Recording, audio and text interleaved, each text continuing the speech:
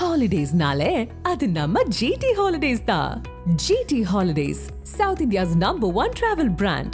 You know you are special when you're with GT Holidays.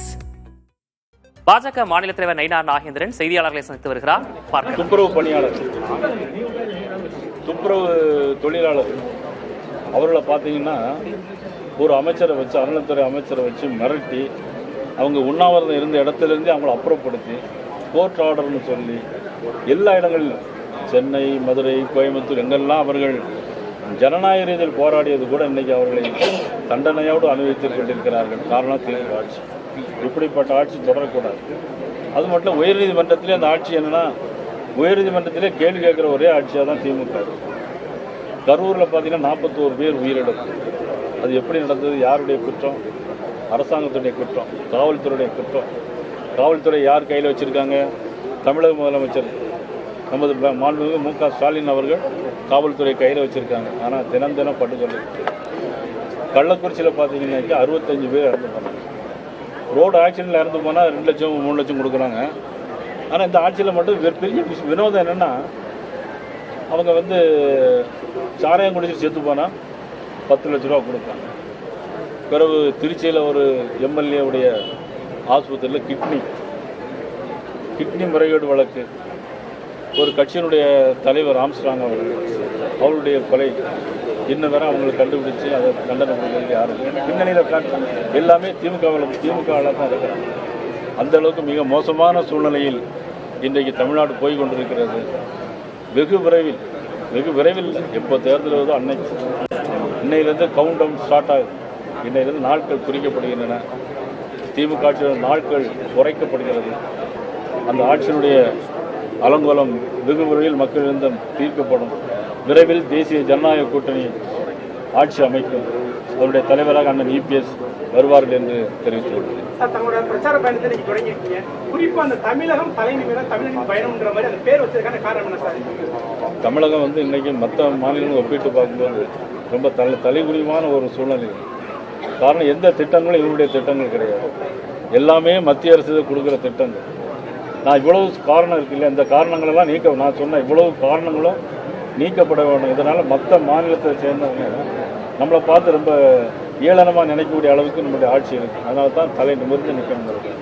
அதே மாதிரி தமிழக அரசு தூய்மை பணியாளர்களோட கோரிக்கைகளை செவி சாய்க்கிற மாதிரி இருக்கும்போது நீங்கள் இன்னைக்கு தொடங்கக்கூடிய இந்த பிரச்சார பயணத்துக்கு மூர்த்த பந்தக்கால் நடும்போது கூட தூய்மை பணியாளர்கள் வச்சு உங்களோட கட்சியிலிருந்து அந்த மூர்த்த பந்தக்கால் நட்டீங்க. அவங்களுக்கு ஒரு கௌரவிக்கும் வகையில் சொல்றீங்க.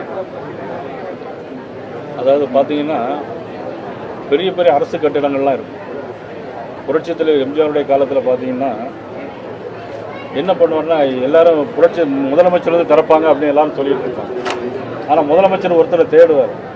யாரை தேடுவார்னா அந்த கொத்தனாரை தேடுவார். தலைமை கொத்தனாரை கூப்பிட்டு அவரை வச்சு அந்த கட்டிடத்தை திறக்க அவ்வளோ கஷ்டப்பட்டு கட்டினதுனால அதனால ஒரு மரியாதை கொடுக்க வேண்டியதுக்காக இன்னைக்கு அவங்களுக்கு குறுகலான இடத்தை கொடுத்ததுனாலதான் இந்த விபத்துக்கான காரணம்ன்றாங்க. ஆனா உங்களோட பாரதிய ஜனதா கட்சி இந்த பிரச்சார கூட்டத்துக்கு கூட தொப்பைக்குளம் பெரிய இடமா இருந்து அதை கேட்டதுக்கு ஆனா கொடுக்காம இந்த அம்பியார் தேட்டர் குறுகலான இடத்தை கொடுத்துருக்காங்க. அதே மாதிரி சார் பாக்குறீங்க கூட்டம் கூடக்கூடாது இந்த கணிப்பு. அதாவது ஆளுங்கட்சிக்கு அவங்களுக்கு என்னன்னா, எதிர்கட்சிகள் எந்த நிகழ்ச்சியும் நடத்தக்கூடாது. எதிர்கட்சியில் நிகழ்ச்சி நடத்தி மக்களிடம் உள்ள இந்த பிரச்சனைகள் அவங்க பேசக்கூடாதுன்னே நினைக்கிறாங்க. அதனால தான் கரூரில் பார்த்தீங்கன்னா அவங்க கேட்ட இடம் ரவுண்டானாவில் கேட்டாங்க.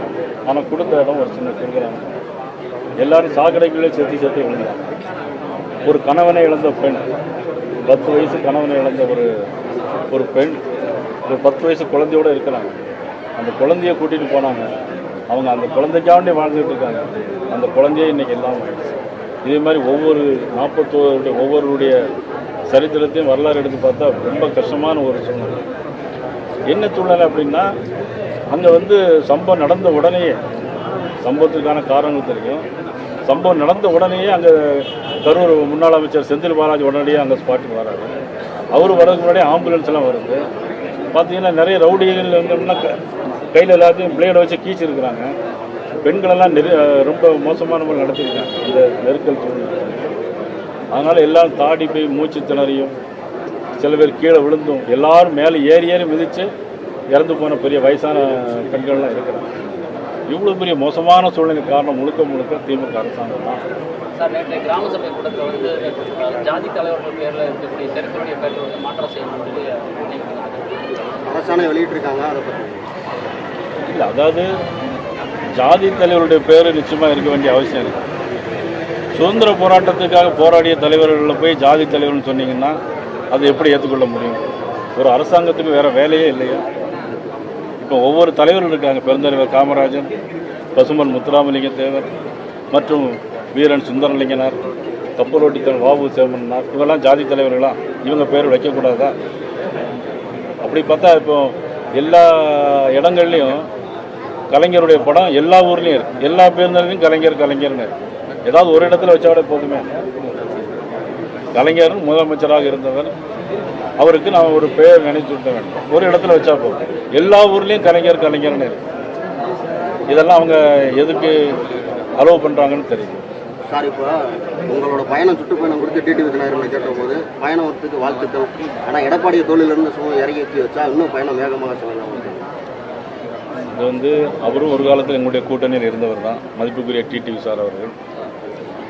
அதாவது ஒரு கூட்டணியில் வரும்போது யாரை ஒவ்வொருத்தருடைய ஐடியா கேட்டுட்டு நமக்கு அது செய்ய முடியாது.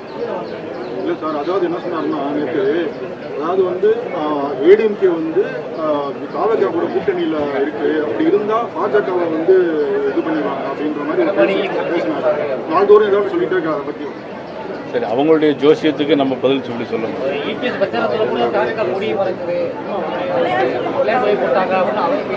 அதாவது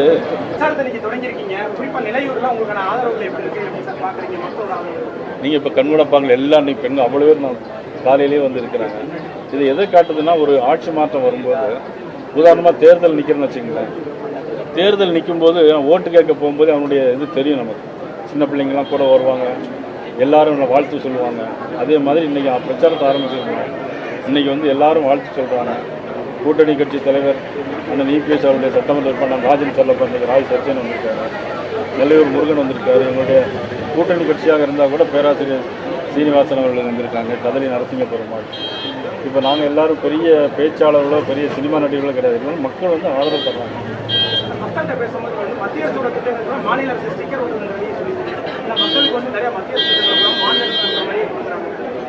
அதான் ஆட்சி மாற்றம் விரைவில் வரும். நாங்கள் மத்திய அரசு நேரடியாக கொடுப்போம். Holidays-nale, adu namma GT Holidays da.